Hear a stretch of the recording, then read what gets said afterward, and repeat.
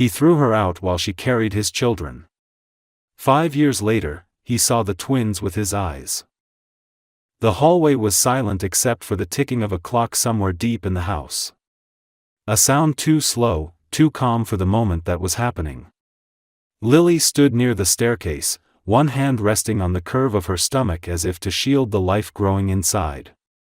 Her other hand held a small overnight bag, not because she had prepared to leave, but because some instinct had told her she needed to. Her heart pounded so loudly she could feel the rhythm in her fingertips. The home around her had once felt warm and safe, filled with soft light, delicate flowers on the windowsills, laughter echoing down the marble floors. Now it felt like a museum of illusions, a place where love had seemed real until it shattered. Andrew stood across the foyer from her. He looked like perfection carved from expensive stone, tall, broad-shouldered, blonde hair neatly styled, icy blue eyes that once softened when they looked at her. He had always held himself with the confidence of a man who shaped the world rather than moved inside it. Tonight, though, that confidence was tense, rigid, edged with something sharp and dangerous. His jaw was clenched. His hands were fists at his sides, not raised, but ready to wound with words instead of touch. She had told him only minutes earlier. She had taken a breath, placed her hand over her stomach, and said quietly, "I'm pregnant." The words had been filled with hopeful fear, the kind of fear that blooms when something is too precious to lose. She thought he might be surprised. She thought perhaps he would be silent at first, then move to her, touch her cheek, ask if she was all right, ask what she needed.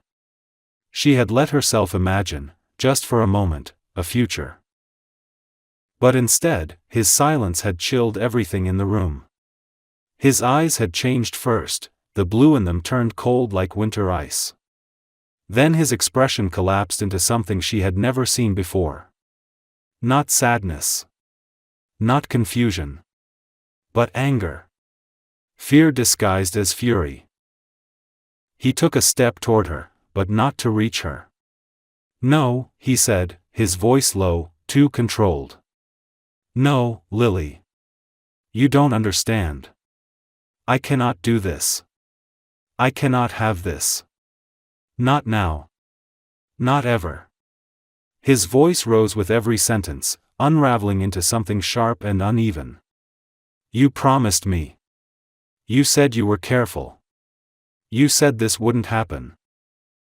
She felt the words hit her like blows, but she stayed still.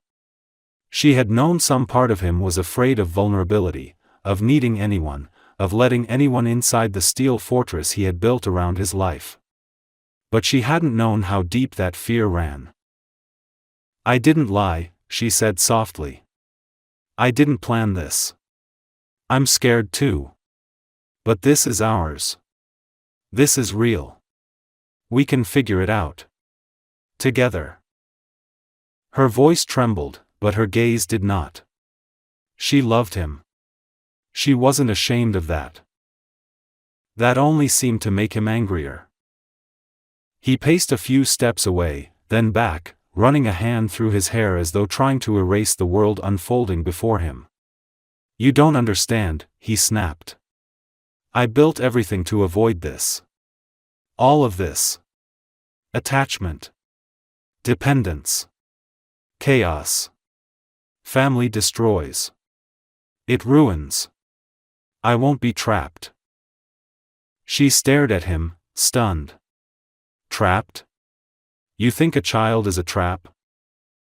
He turned toward her, and for the first time, there was something almost desperate in his expression, as if he was speaking from a wound that existed long before she had ever entered his life. "Yes," he said. "I do." The clock ticked again. Soft. Merciless. Her fingers tightened around her bag. She could have begged. She could have tried again to explain that love was not a prison, that family was not a cage. She could have reminded him of the nights they had spent tangled together in the dark, whispering about futures they were afraid to name. But something inside her, perhaps the mother she had already become, stood up instead. "If I walk out that door," she said quietly, "I'm not walking back." For a fraction of a second, she thought he might ask her to stay. His eyes flickered, something raw, something breaking through. But then his fear won. "Get out of my house," he said. This time his voice was louder, sharper, final.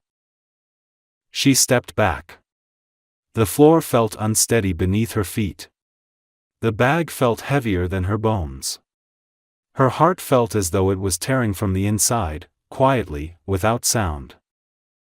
She walked out the door. She did not look back. The cold night air hit her like a slap. She wrapped her arms around her stomach. The life inside her moved, just a flutter, just enough to remind her she was not alone. She didn't cry. Because sometimes the pain is too deep for tears. And that night, the house behind her stayed warm and glowing, but the man inside it had already lost everything. He just didn't know it yet. She moved to a different city because she couldn't stay where the memories were. The town she chose was smaller, quieter, with streets lined by bare trees that swayed and shivered in winter wind. The apartment she found was on the third floor of an old brick building that smelled faintly of dust and coffee. The stairwell creaked when she climbed it, and sometimes the heat didn't come on until midday. But it was hers. Not borrowed. Not thrown away. Not something that someone else could take back with a sentence. The pregnancy was harder than she expected. Some mornings she could hardly stand without holding onto the wall. There were nights when she lay awake, one hand on her belly, whispering to the children who had not yet opened their eyes, "I will not let the world be cruel to you. I will not let you feel unwanted. I will not let you grow in the cold." The fear was real, but so was the determination. It came from a place deeper than words. She had lost something when she walked out of that house, but she had gained something far more unbreakable, a reason to survive. She found work online. Graphic design, small commissions, freelance advertisements. Not enough to make life easy, but enough to keep the lights on and food in the kitchen. She worked sitting up in bed with her laptop balanced over the curve of her stomach, stretching her aching back every hour. Sometimes tears burned behind her eyes, not from sadness, but from exhaustion. And yet, when she felt the baby's kick, the world steadied again. It reminded her she was not walking through the dark alone. The day the twins were born, the sky outside was gray and heavy, as if winter had wrapped itself around the city. The hospital room was bright, too bright, the walls white and clean and indifferent. The labor was long, and the pain came in waves so intense she thought her bones might splinter. But she held on. She pushed through it. And when the first baby cried, a sound sharp and bright like a crack of light splitting the sky, something inside her broke wide open. When the second baby arrived only minutes later, the room filled with sound. Two voices. Two lives. Two beginnings. They placed the babies in her arms, two tiny bodies wrapped in identical white blankets. They were warm and impossibly small. And their eyes, when they opened them, were blue, clear and bright and familiar. The breath caught in her throat and stayed there. For a moment she couldn't move. Couldn't speak. Could only stare at them and feel the world rearrange itself around these two new hearts. She named the first Sophia. It meant wisdom. Strength of spirit. She named the second Eva. It meant life. The breath of existence. The beginning of something new. Together the names felt like a promise. A prayer. A vow. The nurses told her to rest, but rest was something that lived far from her now. The reality of motherhood arrived all at once, feedings, diapers, waking every 2 hours, rocking one baby while the other cried. The apartment was filled with the soft sound of lullabies and the sharp cries that pierced through every hour of night. Sometimes she sang just to keep herself steady. Sometimes she fell asleep sitting up with one child in her arms and the other curled against her chest. But there were moments too, moments of startling beauty. Sophia's tiny hand curling around her finger. Eva's quiet sighs while sleeping. The gentle warmth of them pressed against her skin. The smell of their hair. The softness of their breaths. Those moments were enough to keep her standing. People in her building began to recognize her. Mrs. Harper from the second floor would bring soup on cold evenings. A teenage boy from the fourth floor would carry her groceries up the stairs without being asked. And slowly the small town felt less empty. Not full. Not easy. But survivable. Kind.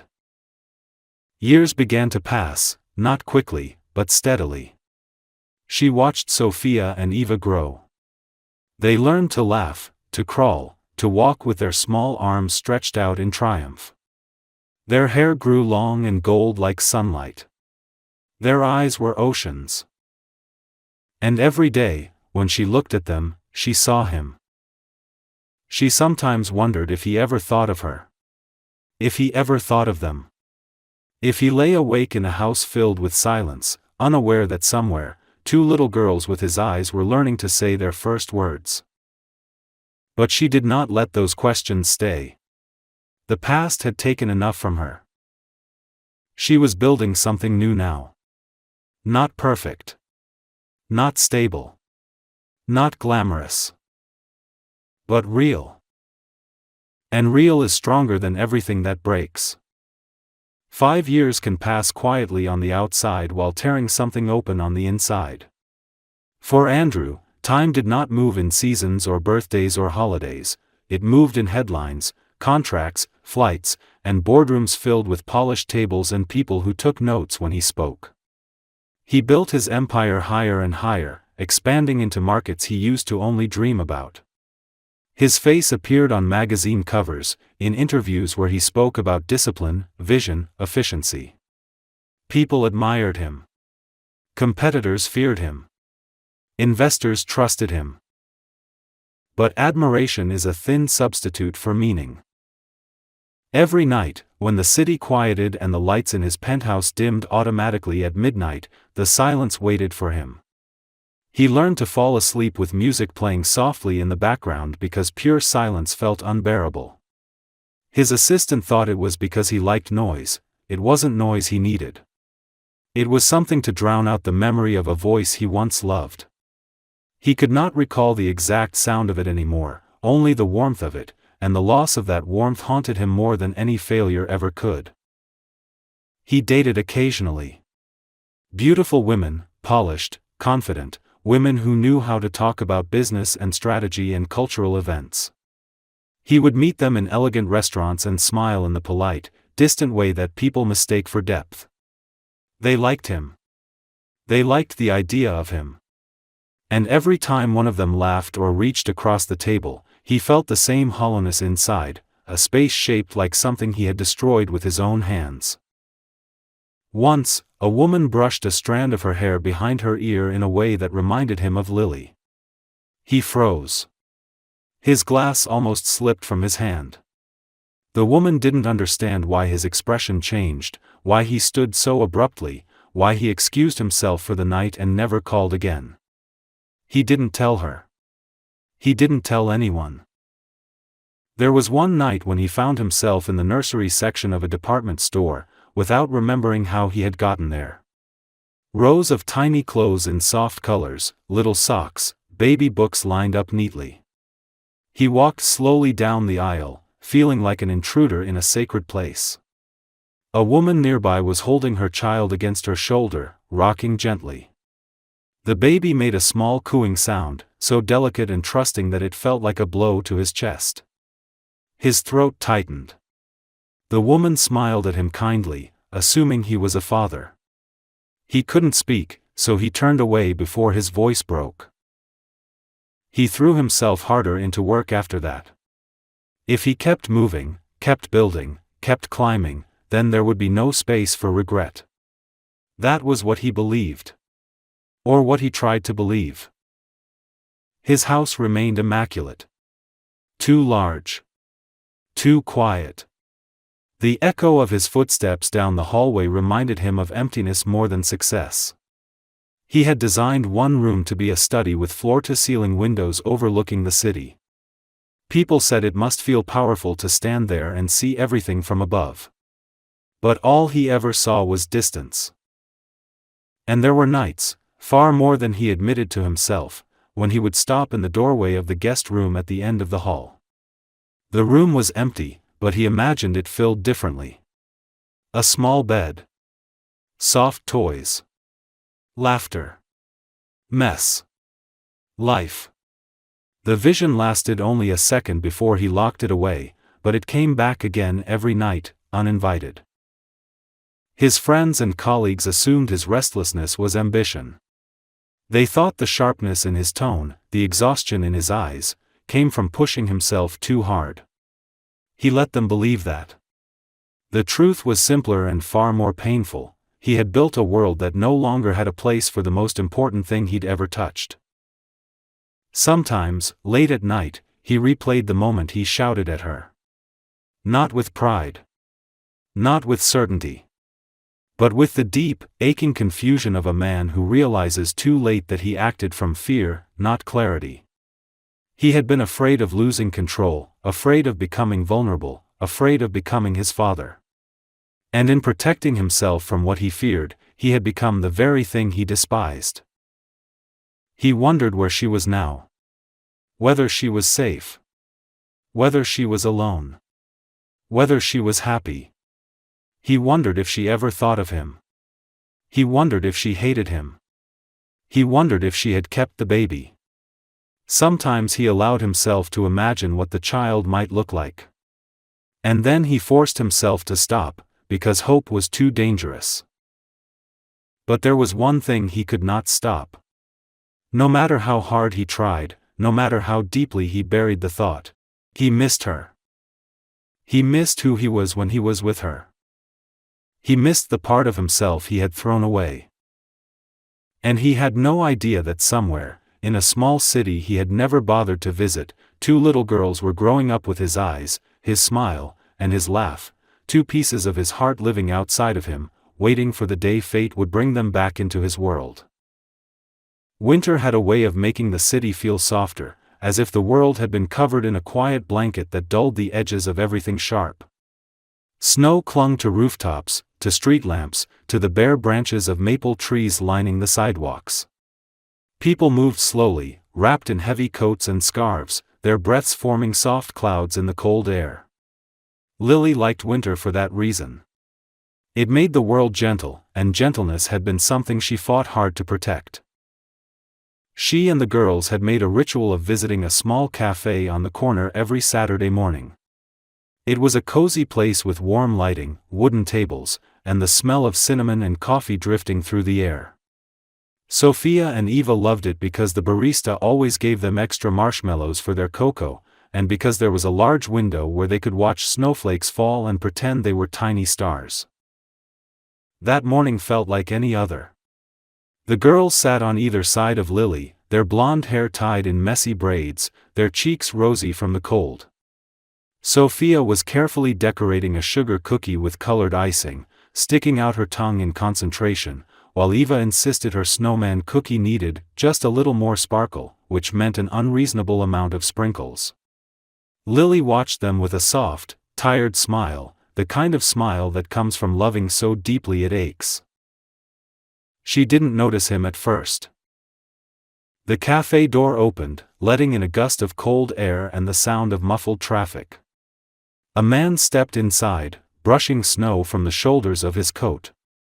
He was tall, his coat a deep charcoal wool, his scarf wrapped loosely around his neck. His hair was a shade of gold that caught the light, and his blue eyes scanned the cafe with the absent awareness of someone looking for a place to sit. He seemed like any other customer on a winter morning.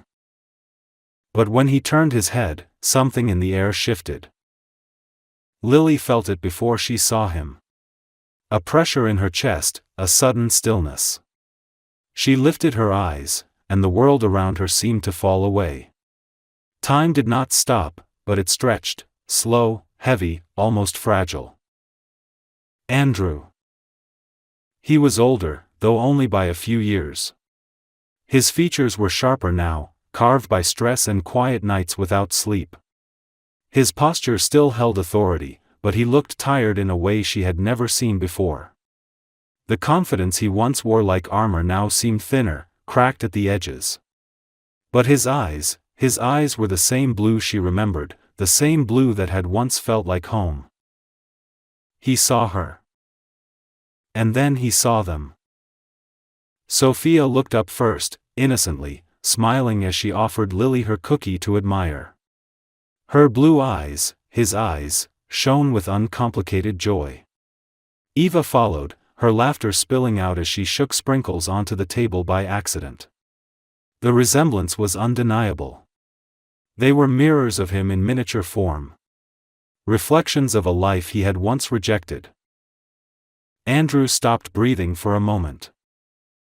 Not literally, but in the way a person does when the world shifts beneath their feet. His gaze locked on the twins, and something inside him shattered without a sound. There was no confusion, no hesitation, no need for explanation. Recognition was immediate and absolute. The truth hit him with such force that his hands trembled at his sides. He walked toward them slowly, as if each step might break the fragile moment. His expression held so many things at once that Lily could barely read him: shock, disbelief, regret, awe, and something deeper, something raw and aching. He reached the table. Lily's heart pounded so hard she thought the entire room must hear it. She didn't speak. Neither did he. Sophia blinked up at him. "Hi," she said cheerfully, completely unaware of the history swelling around her. His voice came out unsteady, like a man learning how to speak again. "Hello." Eva tilted her head. "You look like us," she announced with the blunt certainty of a child. Lily felt tears press against her throat. Andrew's gaze shifted to Lily. There were no walls in his eyes now, no coldness, no distance. The man who once stood like stone now looked undone. "Lily," he whispered. She could have looked away. She could have run, the way she once had to. But she didn't. She held his gaze, steady and quiet. "Yes," she said. Her voice didn't tremble. She had learned how to be strong. His breathing wavered. "They're mine." It wasn't a question. Lily nodded. The sound that escaped him was not a cry. It was softer, an exhale of grief and wonder and devastation all tangled together. He lowered himself to one knee, not caring who in the cafe might be watching. Sophia reached out and touched his hair, curious. Eva leaned closer. He looked up at them as if they were something holy.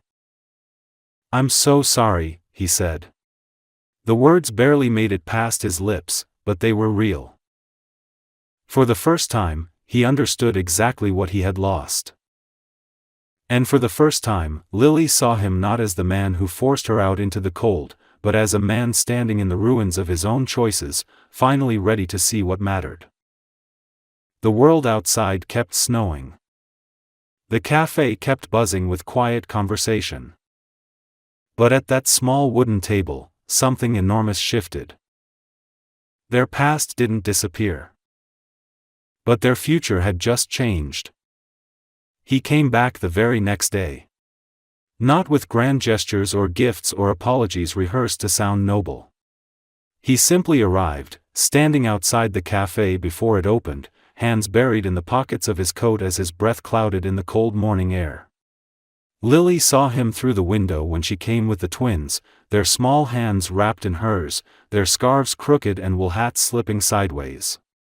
For a moment she stood perfectly still, unsure of whether she should turn around and walk away.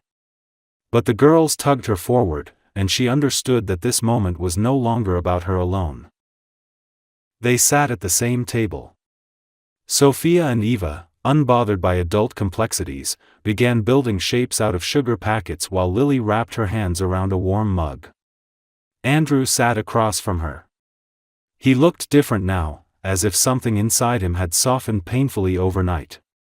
His shoulders were still broad, his expression still possessed quiet intensity, but it was clear that whatever shield he once held had cracked. He didn't rush to speak. He didn't defend himself. He didn't demand explanations or forgiveness. When he finally did speak, his voice was quiet, steady in the way someone sounds when their chest is full of things they are not sure they have the right to ask for. "Tell me about them." There were 1,000 things he could have said, but he chose that. Not "tell me why you left." Not "why didn't you tell me." Not "how dare you." He chose to ask about the girls first. That mattered. Lily breathed slowly, choosing her words not for his comfort, but for truth. She told him how Eva had walked first, bold and determined, refusing to fall even when her legs wobbled. How Sophia had spoken first, her voice clear, forming words like delicate pearls. How they laughed differently, slept differently, held fears and joys unique to their hearts. She spoke of fevers and lullabies, of small triumphs, of birthdays celebrated with cakes she baked at midnight after finishing work. She didn't mention the nights she cried alone. She didn't need to. Those lived in the silence between her sentences. Andrew listened. Really listened. Not with the polite attentiveness of businessmen or the calculated gaze of someone gathering information. His eyes were steady, open, absorbing everything. Sometimes he closed his hands into fists, not out of anger but to steady himself against the weight of what he had missed. The smallest details seemed to hit him with the greatest force. "So Eva calls the moon her lamp," he repeated quietly, as if learning sacred scripture. "And Sophia thinks music tastes like colors," Lily continued. He nodded, blinking hard. The twins looked up often to show him what they were doing. A drawing, a bead bracelet, a napkin folded into something that only they understood. He answered each of them with full attention, as though their small discoveries were miracles. In his eyes, they were. When they stood to go, Eva lifted her arms toward him without hesitation. Sophia followed a moment later. He froze, breath shaking, before gathering both girls gently into his arms. They fit there naturally, as though they had always belonged in that space. His eyes closed for a moment as he held them. Lily saw a man holding everything he once threw away, now treating it as if it were made of glass. Afterward, he walked them home. Not close, not touching Lily, but matching her pace. The world around them was quiet except for the crunch of snow under their boots. He didn't try to fill the silence with questions or explanations. He carried it with care, understanding how fragile it was. When they reached the building entrance, Sophia and Eva raced up the stairs, laughing. Lily remained at the bottom step, looking at him. "I'm not asking for anything," he said before she could speak. "Not forgiveness, not a place, not a second chance. I know I don't deserve those yet. I just want to be here. To learn them. To try to be someone they don't have to be ashamed of." There was no plea in his voice. No manipulation. Just truth. Unvarnished, unguarded, human. Lily's chest tightened. She had imagined this moment so many times that she had stopped believing it could ever come. Yet here it was, quiet, heavy, real. "You can be in their lives," she said. "But slowly. Carefully. Not as someone who steps in and out when it's convenient. If you come into their hearts, they will not let you leave." His voice broke slightly. "I know." She nodded. Then she added softly, "And if you hurt them, I will never let you in again." This time, he didn't flinch. He simply nodded, accepting the truth as a vow. He looked up the stairs where the girls had disappeared.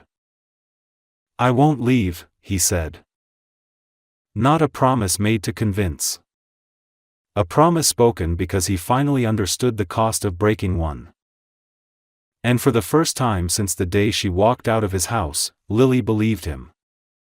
Winter turned slowly into early spring, the kind where the snow melts unevenly and leaves patches of green grass showing like soft promises. The air was still cold, but not sharp anymore. There were days when sunlight lingered longer on the windows, and birds returned to sit on the telephone wires outside Lily's apartment. Life did not change all at once, but gradually, in the kind of quiet progression that only becomes noticeable when you pause long enough to look back. Andrew began spending afternoons with the twins. At first, he visited only in public places, the park, the cafe, the library's children's section. He was learning them, not as an idea, not as a symbol of regret or redemption, but as real children with thoughts and flaws and messy joys.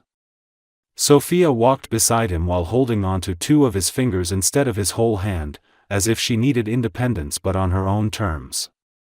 Eva liked to climb playground steps and declare herself queen of the world, which Andrew responded to by bowing solemnly, calling her Your Majesty, while other parents watched with uncertain amusement. At the park, he pushed them on the swings. It was awkward at first, he pushed too softly, then too hard, then had to learn the rhythm of their laughter. Sophia liked slow, even swinging that let her look at the clouds. Eva liked soaring higher, the wind in her face making her squeal. Andrew adjusted to both. Slowly, carefully. He watched them constantly, not with panic but with the attentiveness of someone who knows what it means to lose something once.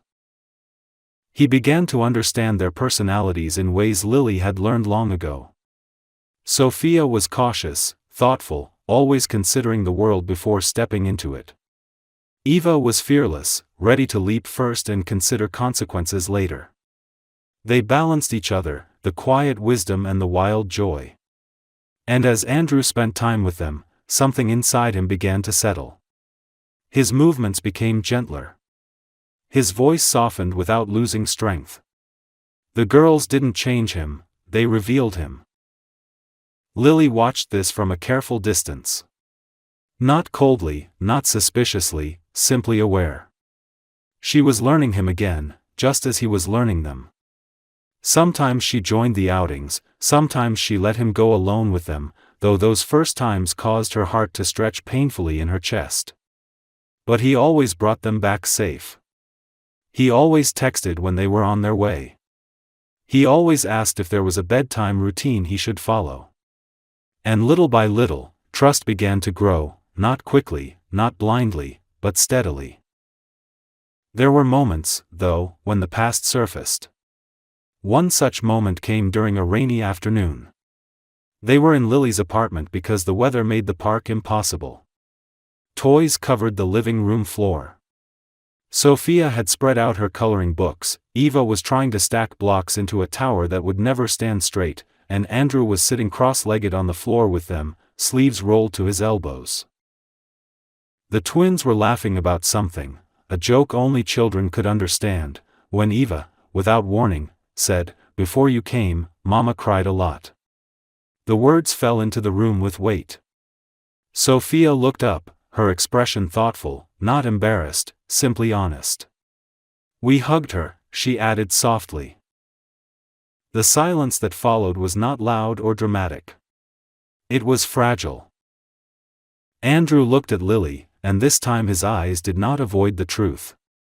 He didn't look ashamed in the shallow way someone does when they want forgiveness. He looked broken in the honest way of someone who finally sees the full shape of what they destroyed. He did not defend himself. He did not say he was different now. He did not say he had reasons. He simply nodded slowly and said, "Thank you for taking care of her." Not an apology. But something deeper, acknowledgement. Lily's throat tightened. She didn't want to cry, but her breath wavered. She looked at the twins, their innocent sincerity, their lack of resentment. They had not learned bitterness. She had kept them safe from that. But she had not been able to protect herself from every wound. "Don't hurt them," she said quietly. "Don't hurt me again." It was not a threat. It was a truth spoken from scar tissue. Andrew leaned forward, resting his hand gently on the floor near hers. Not touching. Just near. Close enough to say, "I hear you."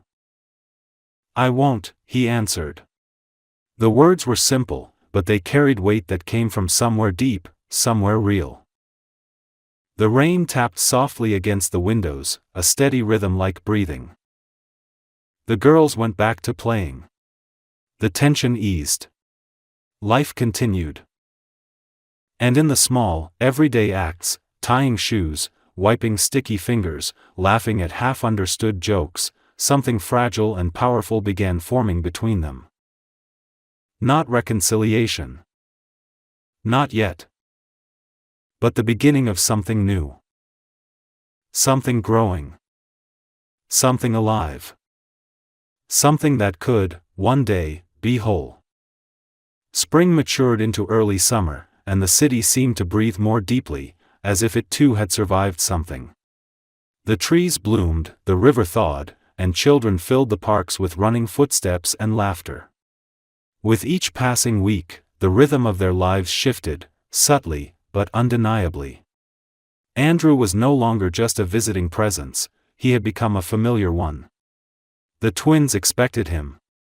They called his name when they saw something interesting, when they fell down, when they laughed at something only they found funny. Their affection came naturally, without hesitation, without caution. Children do not withhold love. They give it freely, believing the world will hold them. But Lily had learned caution. She knew how quickly love could be torn away. She knew how silence could cut deeper than shouting. So she watched. And she measured. And she waited to see if this was real, if it would last, if the man standing before her now was the same man who once shut her out, or someone new entirely. There came a day that made this question clearer. It was a warm afternoon, and they had gathered in the park for a picnic. The twins ran barefoot in the grass, chasing butterflies and each other in circles. Lily sat on a blanket beneath a large oak tree, sorting snacks into small bowls. Andrew helped, though he was more focused on watching the girls than on handing her the strawberries she'd asked for twice. "Andrew," she said at last, unable to help the small laugh in her voice, "the strawberries?" He blinked as if waking from a dream, looked down at the bowl in his hands, and handed it to her with a sheepish shake of his head. "Right. Yes." There was a softness in that small mistake, a gentleness that didn't exist before. The man who once lived entirely in control now allowed himself to be distracted by something joyful.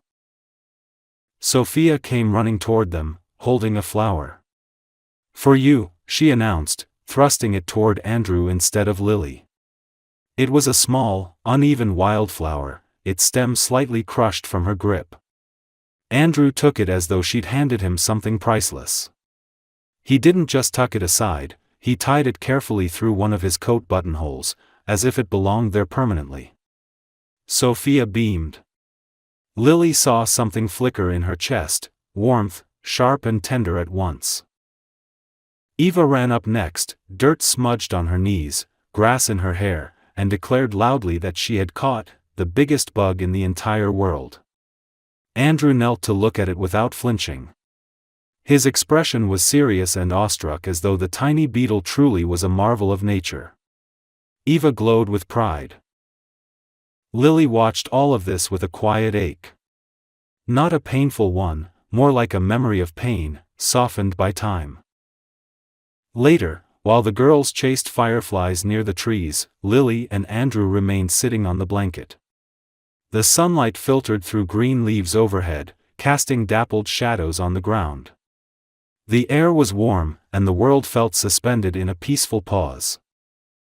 Andrew broke the silence. "I've been thinking," he said, voice measured. "About that night. When you told me.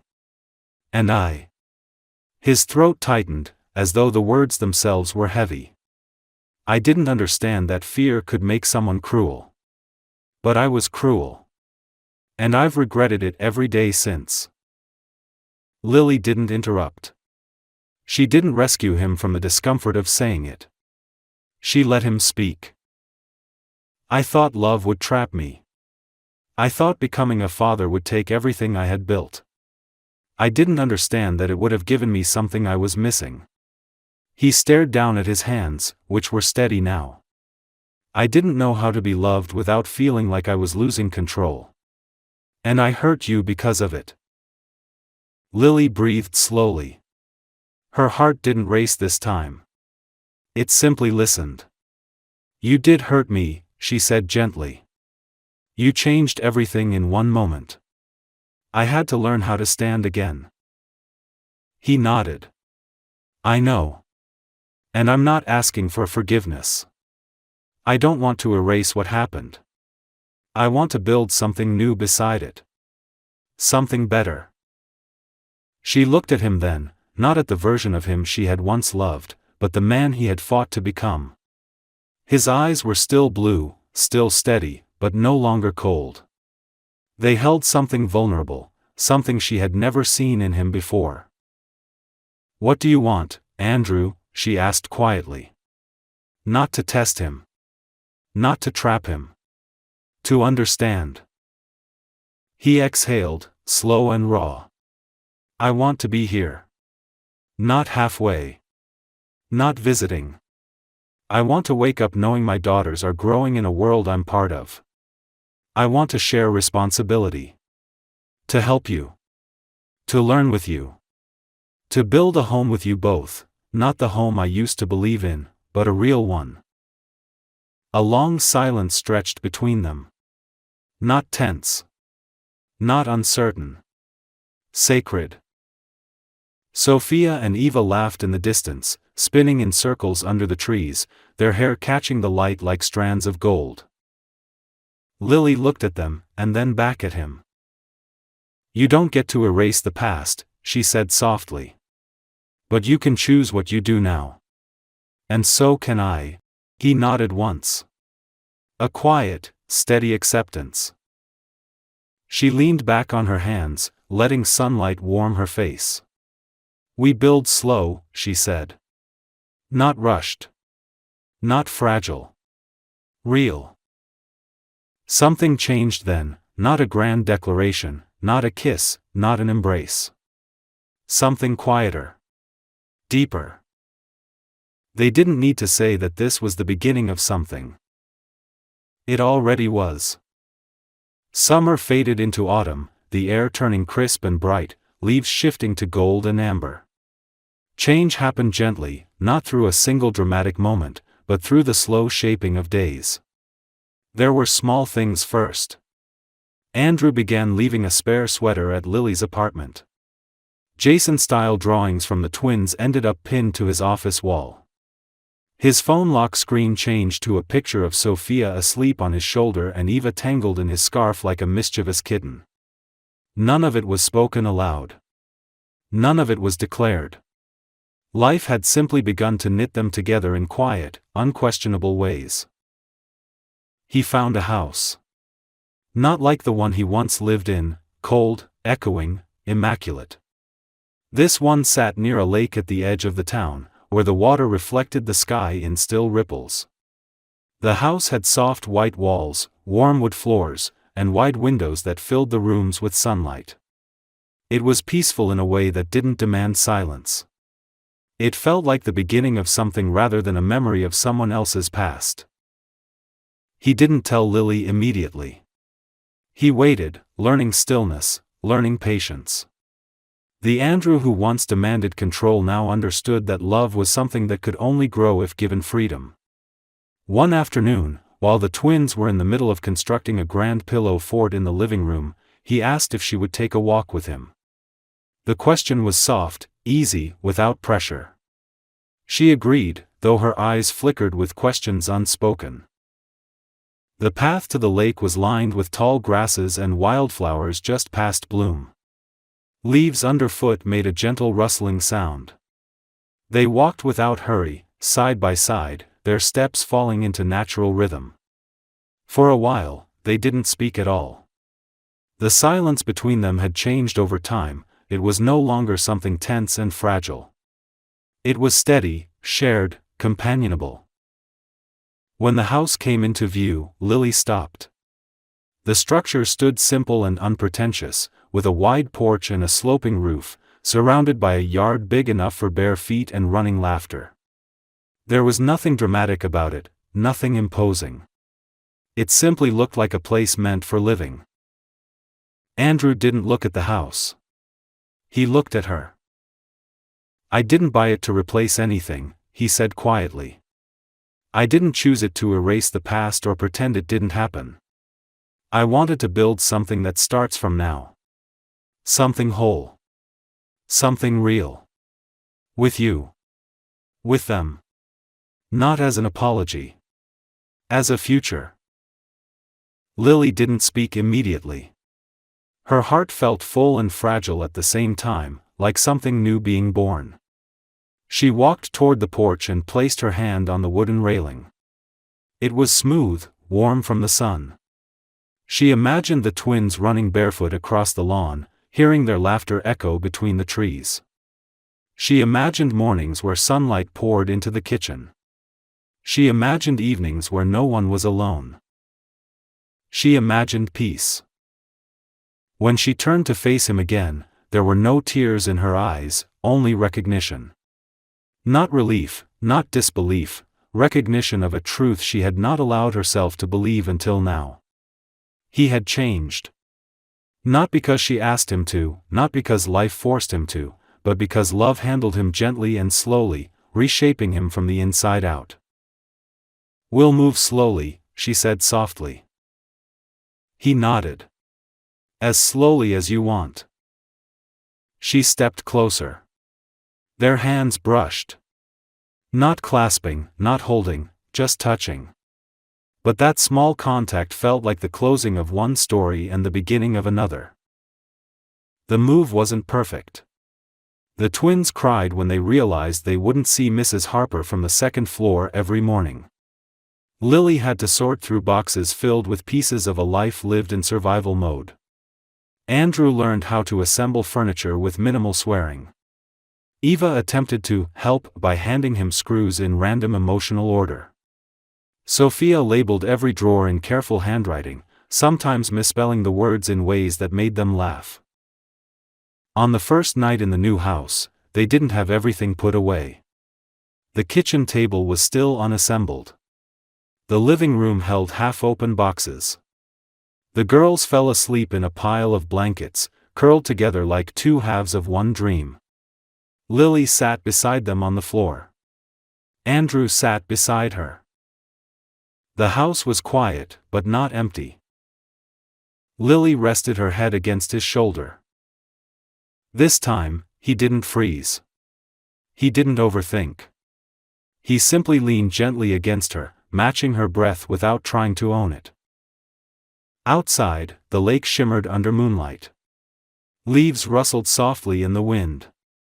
The world felt steady, real, alive. Their story didn't end with forgiveness. It didn't end with a kiss. It didn't end with perfection. It began with presence.